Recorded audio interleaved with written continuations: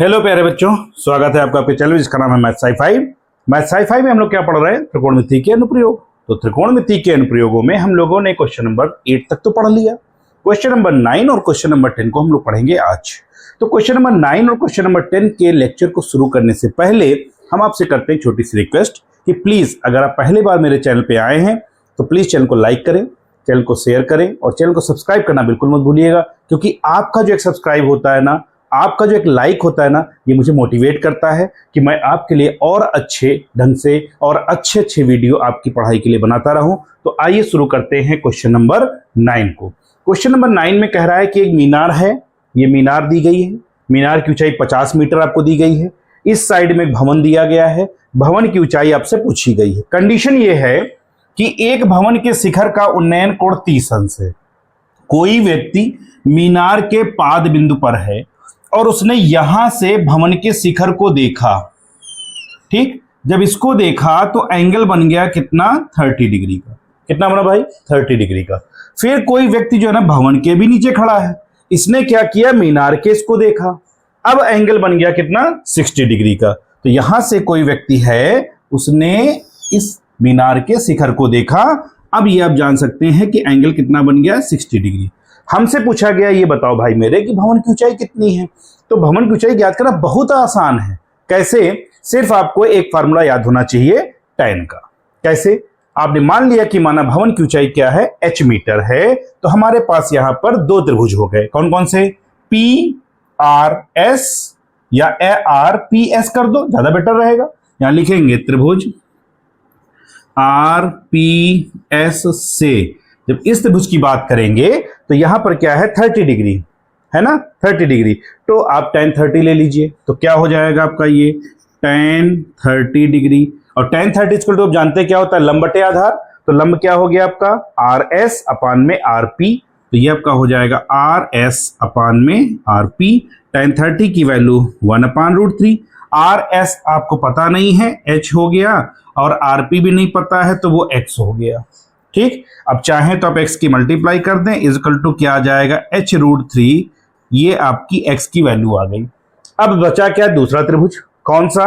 PRQ। यहां लिखेंगे त्रिभुज PRQ से। और अब ध्यान दीजिएगा, अब एंगल कौन सा लेंगे हम लोग? 60 डिग्री, क्योंकि ये बात हो रही है किसकी? मीनार की। तो मीनार के लिए क्या हो जाएगा? tan 60 इज इक्वल टू लंब बटे आधार PQ बटे RP या PR। PQ अपान में क्या हो जाएगा? PRK। tan 60 की वैल्यू √3। PQ आपको गिवन है 50, अपान में कर दीजिए X। क्लियर? X की मल्टीप्लाई इधर करेंगे, 50 आपका इधर आ जाएगा। तो क्या हो जाएगा? X इज इक्वल टू 50 अपान में √3। ये भी X की वैल्यू आ गई। और भैया इसके पहले भी तो X की वैल्यू निकाली थी, तो ये दोनों वैल्यू क्या हो जाएंगी? इक्वल। आप चाहें तो इसको लिख सकते हैं समीकरण नंबर 1, इसको लिख दीजिए समीकरण नंबर 2। समीकरण 1 व 2 से। क्लियर? x इक्वल टू क्या है? h√3 इक्वल टू क्या है? 50 अपान √3 है ना। तो इस √3 को इधर ले जाओ, तो h इक्वल टू क्या आ जाएगा आपका? 50 अपान √3 इंटू √3। तो ये हो गया 50 अपान, और ये आप जानते ही हैं कि √3 का जब √3 में मल्टीप्लाई करते हैं तो क्या आता है? 3 आता है। तो ये आपका इतना आ जाएगा क्या? h इक्वल टू 50 अपान 3। और यूनिट लिखना बहुत जरूरी है, वो हो जाएगा आपका मीटर में। तो इस तरह से हमने क्या किया? क्वेश्चन नंबर 9 को सॉल्व किया। क्वेश्चन नंबर 10 सेम ऐसे ही फिगर बनेगा। आइए देखते हैं उसमें क्या लिखा गया है और कैसे उसको सॉल्व करते हैं। क्वेश्चन नंबर 10 जो है आपका, वो भी लगभग एक ही जैसा है, थोड़ा सा उसमें केवल क्या किया गया? चेंज किया गया। क्या चेंज किया गया? कह रहा है कि एक 80 मीटर चौड़ी कोई सड़क हो गई और सड़क के इधर भी खंबा कर दिया, उधर भी खंबा कर दिया। दोनों खंबे समान ऊंचाई के, इनके बीच में कोई एक पॉइंट लिया गया। कहां पर? सड़क पे ना। वहां से इन दोनों खंभों को देखा गया और देखने पर जो एंगल बन के आया आपका, वो एक का एंगल बन गया 60 और एक का बन गया 30। अब हमसे पूछा ये बताओ भाई मेरे, ये खंभा कितना ऊंचा है? और फिर पूछा गया कि वो पॉइंट कहां पर है। तो देखिए कैसे पॉइंट करते हैं। मान लेते हैं यहां पर कोई पॉइंट है, PQRS तो हो गया, इसको आप T मान लीजिए। ठीक, यहां से हमने माना कि ये जो एंगल बन रहा है वो एंगल हो गया 60 डिग्री, और इस पॉइंट की डिस्टेंस हमने मान ली कितनी है? h मीटर है। ठीक है, यहां से जो एंगल बन रहा है, दूसरा एंगल हमसे कह रहा है कितना बन रहा है, 30 डिग्री का। तो हमने मान लिया भाई मेरे ये कितना हो गया 30।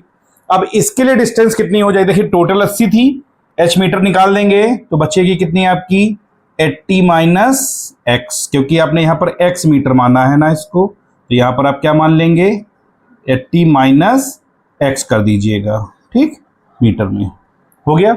अब यहां से खंबे की ऊंचाई निकालनी है और पॉइंट एक्स की डिस्टेंस फाइंड करनी है। कैसे फाइंड करेंगे, दो त्रिभुज हैं पी टी क्यू, यहां लिखेंगे त्रिभुज पी टी क्यू से, ठीक है, tan 60 डिग्री, तो ये आपका हो जाएगा क्या tan 60 डिग्री। लंब बटे आधार, लंब हो गया पी क्यू, आधार हो गया पी टी, तो क्या हो जाएगा आपका पी क्यू अपान में पी टी, tan 60 की वैल्यू √3 हो गई। पी क्यू आपने h मान रखा है, पी टी आपने x मान रखा है, मल्टीप्लाई कर दीजिए, √3x इक्वल टू h आपका, ये फर्स्ट इक्वेशन के रूप में इक्वेशन आ गई। अब दूसरा त्रिभुज आर टी एस, यहां लिखेंगे त्रिभुज आर टी एस से, अब आपका एंगल क्या है 30 डिग्री, तो ये आपका हो जाएगा tan 30 degree is equal to लंब बटे आधार, लंब हो गया h, आधार हो गया ये, तो क्या लिख दीजिए, डायरेक्ट लिखना चाहोगे h अपान कितना 80 माइनस एक्स कर दे, tan 30 की वैल्यू 1 अपान √3, h अपान कितना हो गया 80 माइनस एक्स हो गया, क्रॉस मल्टीप्लाई कर दो इधर, तो ये आपका आ जाएगा 80 minus H is equal to √3h, 80 minus X है ना, ध्यान रखिएगा क्योंकि वो बेस की लंबाई मानी गई है। अब h की वैल्यू अब निकाल ही चुके थे, तो ये हो गया आपका 80 minus X is equal to √3, और h की वैल्यू क्या रखेंगे √3x, तो ये हो जाएगा √3x, 80 minus X is equal to 3x हो जाएगा, x को साइड में ले जाइए तो ये हो जाएगा 3x प्लस x, तो 80 इज इक्वल टू हो गया 4x, 4 से कैंसिल करेंगे 20, यानी x इज इक्वल टू कितना आ गया 20 मीटर। आपने x की वैल्यू तो फाइंड कर ली, आपको x के साथ में क्या फाइंड करना था, खंबा भी तो बताओ भाई कितना ऊंचा होगा, तो यहां से लिखेंगे क्या h is equal to √3x, h is equal to √3x, तो h इज इक्वल टू हो गया आपका √3x की वैल्यू 20, तो h इज इक्वल टू क्या आ गया आपका 20√3।